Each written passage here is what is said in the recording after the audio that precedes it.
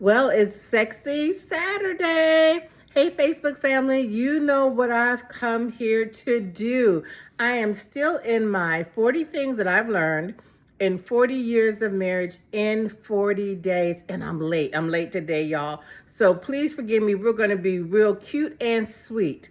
One of the things that I've learned, and by the way, please give it up for Prophet Demetrius Jackson.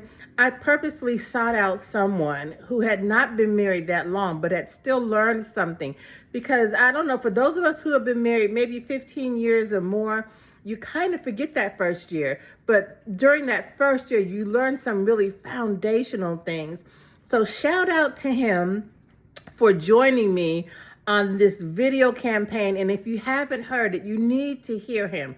So go on back to yesterday's video and listen to this golden nugget that he drops. And by the way, ignore the fact that he says, I need to treat him better. I treat him well. He's kinfolk for me, not biological, but y'all know what I mean. But I treat him very well. So I don't even know why he came with that. But listen, tonight, one of the things that I've learned in 40 years of marriage, in 40 days, is this: time apart is time lost. Again, time apart is time lost.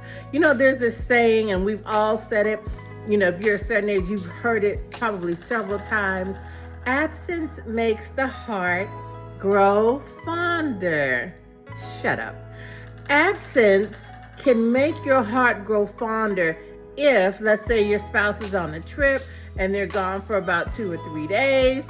You know, your heart is drawn to them, and, you know, oh, I miss them. I can't wait till they get back home. I'm going to make my husband his favorite chicken and noodles, a stew with some, I think, sauteed spinach. And I'm going to bake him one of those, what do you call those things? The drop cakes. You know what I'm talking about. The dump cakes. You know, yeah, because he was gone for a minute and I couldn't stand it. But those situations, yeah, absence does make the heart grow fonder.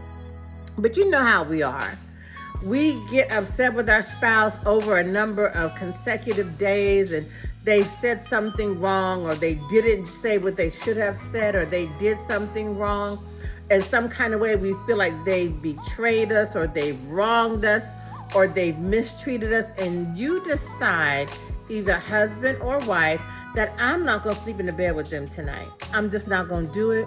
They're getting on my nerves. I can't take it. I don't want to hear them sleeping. I might just take this pillow and put it over. You know how we do. You know how we do. Or I'm not going to talk to her because, you know, every time I talk to her, she has to raise her voice. She has to cuss and cry. And I'm all of this and I'm all of that. I'm everything but a child of God. And then she runs and she goes, calls her girlfriends, and she goes crying to them. So I'm just not going to talk to her. And so what happens is we decide, most times foolishly, that we're going to take a little time apart. Now, a little time is not a lot of time. And a lot of time is time lost. And so oftentimes when we do things like, he's not sleeping in the bed tonight. I'm not going to let him sleep in my bed tonight. You do that over a period of time, that's time lost. And what happens is you get used to not having him in the bed. You get used to not hearing her voice.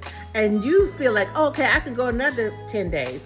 Or I can go another 10 days. That's time lost, and it does not benefit your marriage. Get over it.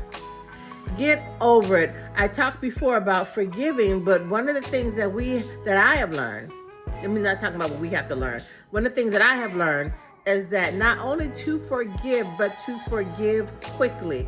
When we don't forgive quickly, and when we go on and on and on and on, and when 10 days turns into 15 days, turns into 20 days, we give the enemy an access. We give him place in our marriage, and you don't want that. You already trying to work this out. You don't need the enemy's help.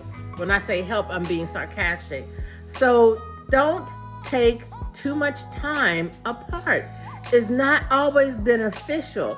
If you decide we're going to take 5 days apart, make it 5 days and then come back together. Don't make it like, oh, I can't do 5. I don't want to see him. I need more than 5 days. No, time apart is time lost, and it's not beneficial. I'm talking about me. I know I've said y'all, but I'm talking about me. It's not beneficial for my marriage. I need to be able to get in that bed as angry as I am at him and roll over into that little crook in his shoulder where my big head sits. I can't do that for longer than a period of time, because I will get used to him not being there and the desire for him will lessen. So this is the lesson, one of the lessons that I've learned in 40 years of marriage, in 40 days. Listen, time apart is overrated. Time apart is time lost. I'll talk to y'all tomorrow. Thanks for hanging out with me late tonight, y'all. I'm so sorry. I'll see y'all tomorrow. God bless.